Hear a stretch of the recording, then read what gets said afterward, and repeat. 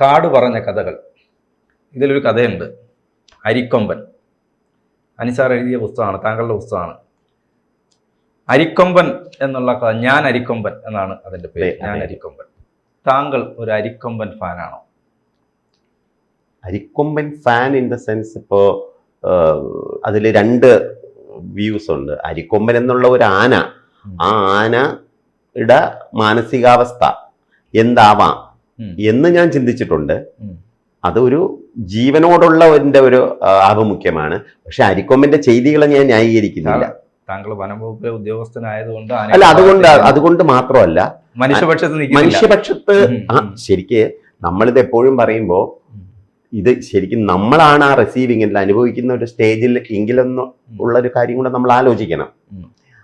അങ്ങനെ വരുമ്പോഴാണ് എനിക്ക് അരിക്കൊമ്പന്റെ ചെയ്തികളുടെ, ഞാൻ ഇതിന് ശേഷം ശരിക്കും ഈ ഓപ്പറേഷന് ശേഷം ഞാൻ അവിടെ ചിന്നക്കനാലും ആനയിറങ്ങലെല്ലാം പോയിരുന്നു. ആ ഓപ്പറേഷനിൽ ഞാൻ പങ്കെടുത്തിട്ടില്ല, ഞാൻ വേറെ സ്ഥലത്താണ് വർക്ക് ചെയ്യുന്നത്. ഞാൻ അവിടെ പോയിരുന്നു. അവിടെ പ്രദേശത്ത് എന്താ സ്ഥിതി? ആ പ്രദേശത്തെ ഒരു പ്രത്യേകതയാണ് ശരിക്കും പറഞ്ഞാൽ, അവിടെ അങ്ങനെ ഒരു വലിയ കൊടുങ്കാടില്ല. അവിടെ യൂക്കാലിപ്റ്റസ് തോട്ടവും വലിയ പുല്ല് വളർന്ന യൂക്കാലിപ്റ്റസ് തോട്ടം. പിന്നെയുള്ളത് ഈ CHR, അതായത് കാർഡമം ഹിൽ ഏലത്തോട്ടങ്ങളാണ്, അതിലുള്ള മരങ്ങളുമാണ്. ഈ ഒരു ലാൻഡ്സ്കേപ്പില് നടക്കുന്ന അല്ലെങ്കിൽ വിഹരിക്കുന്ന. ചോദ്യം ചോദിച്ചോട്ടെ, അത് നമുക്ക് കംപ്ലീറ്റ് ചെയ്യാം. ഈ യൂക്കാലി ആനയ്ക്ക് ഇഷ്ടമാണോ? അത് കഴിക്കാറില്ല. അപ്പോൾ ഈ തോട്ടങ്ങൾക്കിടയിലൂടെ നടക്കുന്ന 21 എണ്ണം വരുന്ന ഒരു വലിയൊരു സംഘമാണ്. അത് ഒരു ഒറ്റ സംഘമായിട്ടല്ല നടക്കുന്നത്. പ്രത്യേകിച്ച് കൊമ്പന്മാര് അതിന്റെ പെരിഫറിയിൽ, ആ കൂട്ടത്തിന്റെ പരിസരത്ത് എവിടെയെങ്കിലും ഒക്കെ ആയിരിക്കാൻ വരുന്നത്. കൂടുതലും വെയിറ്റ് ചെയ്യുന്ന സമയത്തൊക്കെയാണ് അഡൽറ്റ് കൊമ്പന്മാര് കൂട്ടത്തിൽ വരിക. അല്ലാത്തപ്പോ ഈ ബാക്കി ഈ കൊമ്പന്മാർ അന്ന് എനിക്ക് തോന്നുന്നു അരിക്കൊമ്പൻ, ചക്കക്കൊമ്പൻ, അല്ല അരിക്കൊമ്പൻ, ചക്കക്കൊമ്പൻ, സിഗരറ്റ് കൊമ്പൻ, പിന്നെ മുറിവാലൻ. ഇതിൽ തന്നെ പല ഇതാണ്. ഇത് സിഗരറ്റ് കൊമ്പൻ എനിക്ക് തോന്നുന്നു ഇലക്ട്രിക് ഷോക്ക് അടിച്ച് ചത്തുപോയി അരിക്കൊമ്പന്റെ ഓപ്പറേഷൻ ഇടയിൽ. പക്ഷേ ഇപ്പൊ താങ്കൾ ഈ പടയപ്പ അല്ലെങ്കിൽ ഹോസ് കൊമ്പൻ, അതിന്റെ ഏതോ കൊമ്പിൽ ഹോസ് എവിടുന്നോ പണ്ട് കയറിയ ഹോസ് ഉണ്ടായിരുന്നു. ഇതൊക്കെ വേറൊരു ലാൻഡ്സ്കേപ്പിലാണ്, മൂന്നാർ ഭാഗത്താണ്. ഇത് ദേവികുളത്തെ ചിന്നക്കനാൽ ഏരിയയിലാണ്.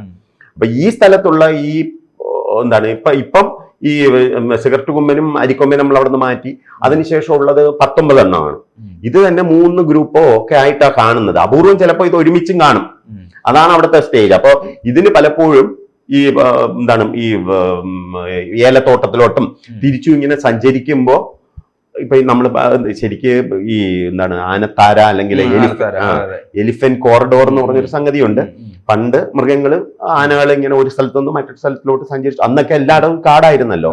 അപ്പൊ പലപ്പോഴും ആ ആനത്താരയിലായിരിക്കാം പിന്നെ ഈ 301 കോളനിയിലെ ആൾക്കാരെ പല പുനരധിവാസ പദ്ധതിയുടെ ഭാഗമായിട്ട് സർക്കാരുകൾ താമസിപ്പിച്ചത്. അപ്പൊ അത് നോർമലി ആനകൾക്ക് അത് മനസ്സിലാവത്തില്ലല്ലോ. ആന അത് അതിന്റെ വഴിയിലുള്ള തടസ്സങ്ങളായിട്ടാണ്. ഒരുപാട് ഈ അരിക്കൊമ്പൻ ആരാധകരുണ്ട്. ഈ അരിക്കൊമ്പനെ ഇവിടെ നാട് കടത്തരുത് എന്ന് ആവശ്യപ്പെട്ടുകൊണ്ട് സോഷ്യൽ മീഡിയയിൽ ഉൾപ്പെടെ ഒരുപാട് ആളുകൾ പ്രതിഷേധവുമായിട്ട് വന്നു. അപ്പോൾ അതേസമയത്ത് അരിക്കൊമ്പനെ നാട് കടത്തണം എന്നാവശ്യപ്പെടുന്ന ആളുകളും ഇവർ 2 പേരും തമ്മിൽ ഫൈറ്റ് ചെയ്യുന്ന അവസ്ഥയൊക്കെ, സോഷ്യൽ മീഡിയയിലൂടെ ഫൈറ്റ് ചെയ്യുന്ന അവസ്ഥയൊക്കെ ഉണ്ടായി. യഥാർത്ഥത്തിൽ ഈ അരിക്കൊമ്പനെ നാട് കടത്തേണ്ടതുണ്ടായിരുന്നോ, അതോ ഇവിടെ തന്നെ നിലനിർത്തണമായിരുന്നോ? അതൊരു ഒരു കോൺട്രവേഴ്ഷ്യൽ ചോദ്യമാണ്. എന്നിരുന്നാലും അവിടെ പോയിട്ട് ശരിക്കും പറഞ്ഞു കഴിഞ്ഞാൽ അരിക്കൊമ്പൻ അവിടുത്തെ ഒരു പ്രശ്നക്കാരനായ ആനയായിരുന്നു എന്നുള്ളതിൽ സംശയം. മനസ്സിലായില്ല. അപ്പൊ പ്രത്യേകിച്ച് വീട് പൊളിക്കുന്നത് പലപ്പോഴും ഇപ്പൊ ചക്കക്കൊമ്പൻ പൊളിച്ചിട്ടില്ലേ എന്ന് ചോദിച്ചാൽ ഉണ്ട്, ചക്കക്കൊമ്പൻ ആൾക്കാരെ കൊന്നിട്ടില്ലേ എന്ന് ചോദിച്ചാൽ ഉണ്ട്. ഈവൻ ചക്കക്കൊമ്പൻ മാത്രമല്ല, പിടികളുള്ള കൂട്ടം കൊന്നിട്ടുണ്ട്. പലപ്പോഴും രാവിലെയൊക്കെ മഞ്ഞൊക്കെ ഉള്ള സമയത്ത് അറിയാതെ തേയിലത്തോട്ടത്തിലും മറ്റുമൊക്കെ പോകുന്ന ആൾക്കാരെ ഇങ്ങനെ ആനയുടെ പെട്ടെന്ന് പെട്ടുപോയി കഴിഞ്ഞാൽ ആനയും പേടിക്കും, ആൾക്കാരും പേടിക്കും. അങ്ങനെ വരുമ്പോ അങ്ങനെ കൊന്നിട്ടുണ്ട്, മരിച്ചിട്ടുണ്ട് ആൾക്കാര്. പക്ഷേ അരിക്കൊമ്പൻ മൊത്തത്തില് ഒരു ടെറർ ആയിരുന്നു എന്നാണ് ഞാൻ അവിടെ ചെന്നപ്പോ മനസ്സിലാക്കുന്നത്. അപ്പൊ അതുകൊണ്ട് തന്നെ ഞാൻ മൃഗപക്ഷത്ത് നിന്നാണ് ഞാൻ ഈ ബുക്ക് എഴുതിയേക്കുന്നത്, ഇല്ലാന്ന് ഞാൻ പറയുന്നില്ല. കാരണം അരിക്കൊമ്പന് ഞാൻ ഇപ്പൊ എന്താണ് അത് ആൾക്കാർ ഓരോന്ന് പറഞ്ഞാൽ അരിക്കൊമ്പന്റെ അമ്മ മരിച്ചു, അതുകൊണ്ട് എല്ലാ വർഷവും അരിക്കൊമ്പൻ ആ ഒരു പർട്ടിക്കുലർ സ്ഥലത്ത് പോയി നിൽക്കും, അരിക്കൊമ്പൻ പിടിച്ചുകൊണ്ട് പോയപ്പോ അവന്റെ ഭാര്യയും മക്കളും അനാഥരായി എന്നൊക്കെ പറഞ്ഞ് ഇങ്ങനെ. പക്ഷേ ഞാൻ കണ്ട ഒരു വീഡിയോ ഉണ്ട്, ഇങ്ങനെ ഏതോ ഒരു സ്ഥലത്ത് അരിക്കൊമ്പൻ കുറേ മരക്കൂട്ടത്തിനിടയ്ക്ക് അരിക്കൊമ്പൻ ഇങ്ങനെ കിടക്കുകയാണ്, അപ്പൊ അവൻ ശാന്തമായി ഉറങ്ങുന്നു എന്നൊക്കെ പറഞ്ഞ് ക്യാപ്ഷനൊക്കെ ഇട്ടപ്പോ ഈ ആനയുടെ ഒരുപക്ഷെ ഈ ആ പ്രദേശത്തൊക്കെ പോയി ആന ഉണ്ടാക്കുന്ന പ്രശ്നങ്ങൾ അനുഭവിക്കാത്ത ആളുകളാണ്. അതാണ് പോയിന്റ്. നമ്മളത് പറയുമ്പോൾ പലരും എഗൻസ്റ്റ് പറയും, പക്ഷെ അത് നമ്മളാണ് ആ പ്രശ്നം ഫേസ് ചെയ്യുന്നെങ്കിൽ നമ്മളുടെ കാഴ്ചപ്പാട് എന്തായിരിക്കും? ഞാൻ പറഞ്ഞത് ഇപ്പൊ മൃഗങ്ങൾക്ക് ജീവിക്കാൻ അധികാരമില്ലേ? തീർച്ചയായിട്ടും ഉണ്ട്. ഞാൻ മൃഗപക്ഷത്ത് നിന്ന് തന്നെയാണ് എഴുതിയതും. കാരണം മൃഗങ്ങൾക്കും വികാരങ്ങൾ ഉണ്ടാകാം. ഞാൻ അത് വെച്ചിട്ട് ബാക്കി ഒരു ബയോഫിക്ഷൻ മാതിരി കുറച്ച് റിയാലിറ്റിയും ബാക്കി ഭാവനയും കൂടെ ഫിക്ഷനും കൂടെ ചേർത്താണ് ആ ബുക്ക് എഴുതിയിരിക്കുന്നത്. അത് ചിന്ത പബ്ലിക്കേഷൻസ് ആണ് പ്രസിദ്ധീകരിച്ചത്. അത്യാവശ്യം നന്നായിട്ട് പോകുന്ന ഒരു ബുക്കാണ്. പക്ഷേ ഈ ഒരു കാര്യം നമ്മൾ കണക്കിലെടുക്കാതെ പോകരുത്. ഞാൻ ഒരു വേറൊരു കാര്യം കൂടെ ഞാൻ പറയും. ഇപ്പൊ അരിക്കൊമ്പനെ മാറ്റിയത് മേധഗാനം തേക്കടിയിൽ മുല്ലക്കുടിയിലോട്ട് പോണ വഴിയിൽ.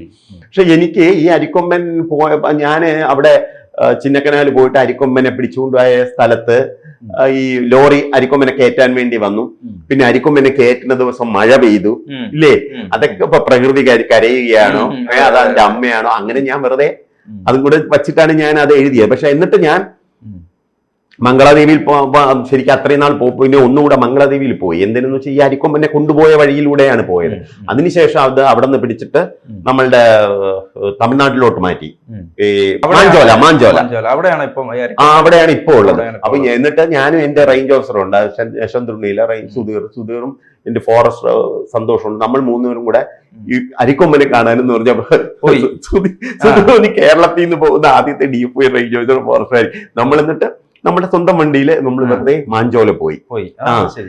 അരിക്കൊമ്പൻ അതിന്റെ തലയിൽ നോക്കി അരിക്കൊമ്പനെ അവിടെ, കാരണം നമുക്ക് ഈ അരിക്കൊമ്പന്റെ പ്രസൻസ് ലാറ്റ് ലോങ് ഓരോ ദിവസവും കിട്ടാറുണ്ട്. എനിക്കല്ല, നമ്മളുടെ ഗ്രൂപ്പിൽ വരാറുണ്ട്. അപ്പൊ അത് അരിക്കൊമ്പൻ അവിടെ ഉണ്ടെന്ന് അറിഞ്ഞുകൊണ്ട് അത് ഒരു വെറുതെ അരിക്കൊമ്പനുമായിട്ട് താതാത്മ്യപ്പെടുന്നു എന്നുള്ള രീതിയിൽ എന്ന് വിചാരിച്ച് അരിക്കൊമ്പൻ ഉണ്ടാക്കിയ ശല്യങ്ങളെ നമ്മൾ കുറച്ച് കാണരുത്. അരിക്കൊമ്പൻ അവിടെ സുഖമായിട്ട് ഇനിയിപ്പോ ഇങ്ങോട്ട് വരണമെന്ന് ആഗ്രഹമില്ലെന്ന് തോന്നുന്നു. അത് വരാനുള്ള സാധ്യത കുറവാണ്. അപ്പൊ ഇവര് ഈ കിടന്ന് അരിക്കൊമ്പനെ തിരികെ കൊണ്ടുവരും എന്ന് പറഞ്ഞാൽ അരിക്കൊമ്പൻ വരാൻ സാധ്യത. അരിക്കൊമ്പൻ വന്നു കഴിഞ്ഞാൽ എങ്ങനെയാണ്? അരിക്കൊമ്പൻ അതേ സ്ഥലത്ത് തിരിച്ചു വന്നാൽ വീണ്ടും അവിടെയുള്ള ആൾക്കാർ അതേ പ്രശ്നങ്ങൾ അനുഭവിക്കില്ലേ? അതുകൊണ്ട് അത് എവിടെയാണെങ്കിലും അത് സുഖമായിരുന്നാ പോരെ. അങ്ങനെ കരുതുക എന്നുള്ളതാണ്. കാരണം ഈ മനുഷ്യജീവന് വിലയുണ്ട്, മൃഗത്തിനും വിലയുണ്ട്. തീർച്ചയായിട്ടും ഈ ഒരു പ്രശ്നം നമ്മൾ ഈ കടന്നു കയറുമ്പോൾ ആണല്ലോ, കാട്ടിലേക്ക് മനുഷ്യൻ കടന്നു കയറിയപ്പോൾ മുതലുള്ള പ്രശ്നമാണ്. അല്ല, പക്ഷെ പലപ്പോഴും മനുഷ്യൻ കടന്നു കയറിയതാണ്. പക്ഷെ ചില മനുഷ്യന്റെ നമ്മളുടെ പോപ്പുലേഷൻ കൂടുന്ന അനുസരിച്ചിട്ട് നമുക്ക് അതിനേതായ ഡെവലപ്മെന്റ്സ് വേണം, ഇൻഫ്രാസ്ട്രക്ചർ വേണം. അപ്പൊ പലപ്പോഴും നമ്മള് അതുകൊണ്ട് കാട് തെളിക്കുകയൊക്കെ വേണ്ടി വന്നിട്ടുണ്ട് പണ്ട്. അതൊന്നും ഇനിയിപ്പോ അത് എല്ലാം തെറ്റായിരുന്നു എന്ന് പറഞ്ഞിട്ട്, കാരണം അത് കഴിഞ്ഞു. ഇനിയിപ്പോ അതുമായിട്ട് അഡ്ജസ്റ്റ് ചെയ്ത് പോവുക. ഇനിയുള്ള വനവും സമ്പത്തെങ്കിലും നമ്മൾ സൂക്ഷിക്കുക.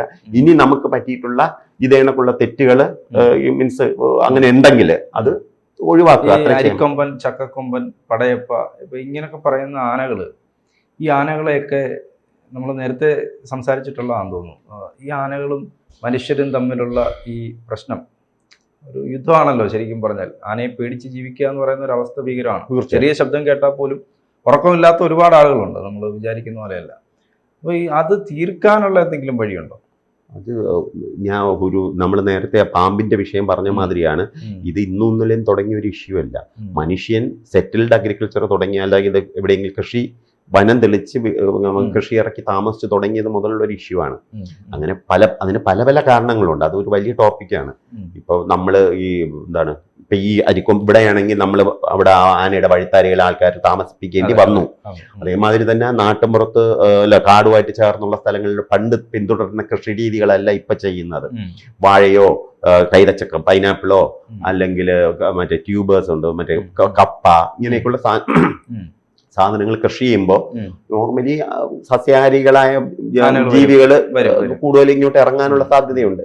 അപ്പൊ അത് ഒരു കുറച്ചുകൂടെ കോൺട്രവേഴ്ഷ്യൽ ഇഷ്യൂ ആണ്. അതിന് രണ്ടിനും ശരിയും തെറ്റുമുണ്ട്.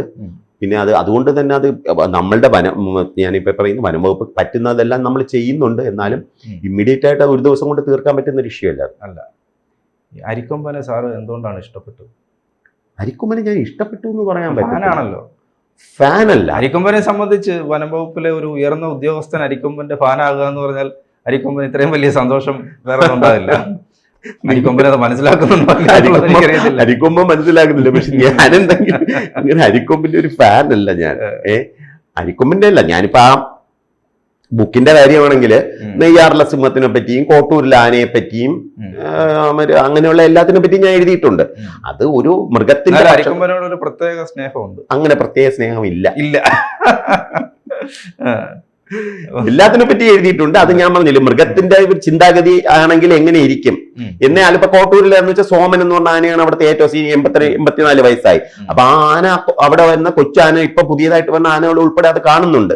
അപ്പൊ അവന്റെ സോമന്റെ കാഴ്ചപ്പാടിലൂടെ ആ ആന എന്താണ് റീഹാബിലിറ്റേഷൻ സെന്ററിന്റെ മൊത്തം കഥ പറയുന്നു.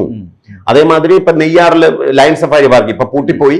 പക്ഷെ ലയൺ സഫാരി പാർക്കിൽ ഏറ്റവും അവസാനത്തെ ഉണ്ടായിരുന്ന സിംഹമാണ് ബിന്ദു എന്ന് പറഞ്ഞ പെൺസിംഹം. 20 വയസ്സോളം ജീവിച്ചു. സാധാരണ സിംഹങ്ങളൊക്കെ കാട്ടിൽ 14 വയസ്സിനപ്പുറം പോകത്തില്ല. ഇത് നമ്മുടെ ഇത് ക്യാപ്റ്റിവിറ്റിയിലായിരുന്നുകൊണ്ട് സിംഹം ജീവിച്ചതാണ്. പക്ഷെ ഈ സിംഹത്തിന് കുഞ്ഞുങ്ങളൊന്നും ഉണ്ടായിരുന്നില്ല. പക്ഷെ ഇതിന്റെ അമ്മയോ സഹോദരങ്ങളോ ഒക്കെ അവിടെ ഉണ്ടായിരുന്നതാണ്. അതെല്ലാം ഓരോന്നോരോന്നായി ചത്ത അതിന്റെ മുമ്പ് വെച്ചാണ്. അപ്പൊ ഇത് ഏറ്റവും അവസാനം ചാവുന്ന ബിന്ദുവാണ്. അതിനുശേഷം പിന്നെ പല പ്രശ്നങ്ങളുണ്ട്. അതുകൊണ്ട് ഇതുവരെ പിന്നെ റീസ്റ്റാർട്ട് ചെയ്തിട്ടില്ല. അപ്പൊ ഞാൻ ആലോചിച്ചത് ആ ബിന്ദുവിന്റെ കാഴ്ചപ്പാടിൽ നിന്നുകൊണ്ട് ലയൺ സഫാരി പാർക്കിനെ ഒന്ന് നോക്കിക്കണ്ടു. അങ്ങനെയുള്ള ആസ്പെക്ട്സ് ആണ് ഇത്. അതേമാതിരി ഇതില് അരിക്കൊമ്പന്റെ ഒരു ഇഷ്യൂ, കുങ്കി ക്യാമ്പ്, കുങ്കി ആനകളെ സാധാരണ നമ്മൾ പറയുന്ന കുങ്കി ആനകളെ ഏറ്റവും സ്ട്രോങ് ആയിട്ടുള്ള എലിഫന്റ്സിനെയാണ് കുങ്കിയായിട്ട് സെലക്ട് ചെയ്യുന്നത്. അപ്പൊ അങ്ങനെ പ്രത്യേകിച്ച് ഈ എന്താണ് പ്രോബ്ലം ആനിമൽസ് എലിഫന്റ്സ് ഉള്ള സ്ഥലങ്ങളില് കുങ്കി ക്യാമ്പുകൾ തുടങ്ങിക്കഴിഞ്ഞാൽ കാട്ടാനകൾ നാട്ടിലോട്ട് ഇറങ്ങി വരുന്നതിന് പേടിക്കുമെന്നാണ് വയ്പ്. അപ്പൊ അരിക്കൊമ്പന് വിഷയം അങ്ങനെ കുങ്കികളെ പേടിയില്ലാതെ പോയി. അപ്പൊ ആ ഒരു ത്രെഡിൽ നിന്ന് ഡെവലപ്പ് ചെയ്തതാണ് എന്തുകൊണ്ട് അരിക്കൊമ്പൻ എന്താണ് കുങ്കി പേടിക്കാതെ അല്ലെങ്കിൽ കുങ്കിയെ ആക്രമിക്കാൻ തയ്യാറായി എന്നുള്ള. അതാണ് ആ കഥയുടെ ത്രെഡ് എന്ന് പറയുന്നത്. എന്തായാലും എവിടെയാണെങ്കിലും അരിക്കൊമ്പൻ സുഖമായിരിക്കട്ടെ എന്ന് പ്രാർത്ഥിക്കാം. കൂടുതൽ വാർത്തകളും വിശേഷങ്ങളും നിങ്ങളിലേക്ക് എത്താൻ ABC മലയാളം സബ്സ്ക്രൈബ് ചെയ്യുക, ബെൽ ബട്ടണും അമർത്തുക.